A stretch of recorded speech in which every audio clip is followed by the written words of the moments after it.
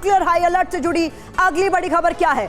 Ukraine Belarus border से इस वक्त की बड़ी खबर जो सामने आ रही है वो ये कि बेलारूस की सीमा पर तैनाती बढ़ाएगा यूक्रेन। बेलारूस में रूस की सैन्य गतिविधि बढ़ने से यूक्रेन में अलर्ट है, तो बेलारूस की सीमा पर तैनाती बढ़ाएगा यूक्रेन। ये बड़ा फैसला लिया गया है। बेलारूस में रूस की तरफ से जो सैन्य गतिविधि बढ़ी है उसके बाद यूक्रेन अलर्ट पर है।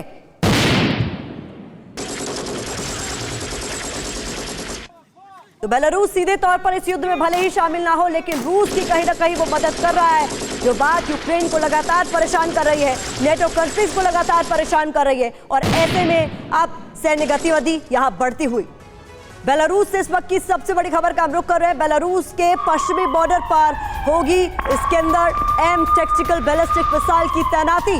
पोलैंड, लिथुआनिया और लातविया बॉर्डर पर तैनाती होगी। बेलारूस में रूसी राजदूत बोरिस ग्राइज़लोव का ये बड़ा खुलासा जो सामने आया।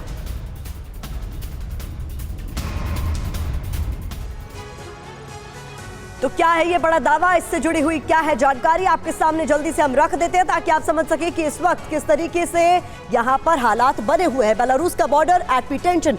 तो ये जो एम्बेसडर है बेलारूस में, रशियन एम्बेसडर बोरिस, इनकी तरफ से क्या किया गया?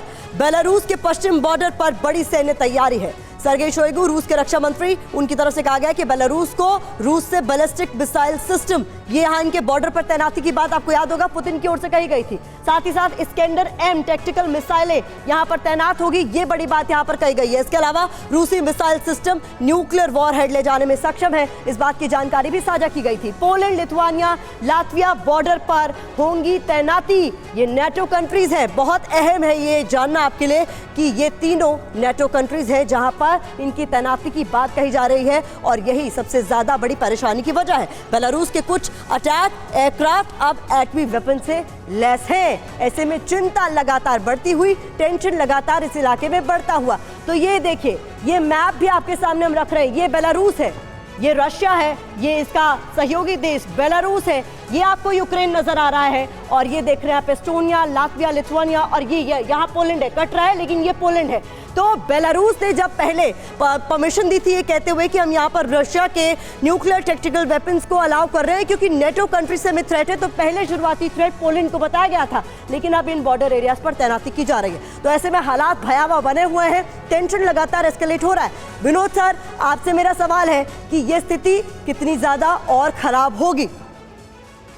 देखिए, ये जो मूव हो रहा है ये पूरे विश्व के लिए काफ़ी चिंता का विषय है, क्योंकि रशिया के पास अब बहुत ज़्यादा विकल्प नहीं बचे हैं। और जिस तरह से अभी आपने देखा हाल ही में फिनलैंड ने जैसे ही नेटो को ज्वाइन किया है, तो करीब 1300 किलोमीटर की जो बाउंड्री है रशिया की, वो बिल्कुल नेटो अलाई के पास आ गई है।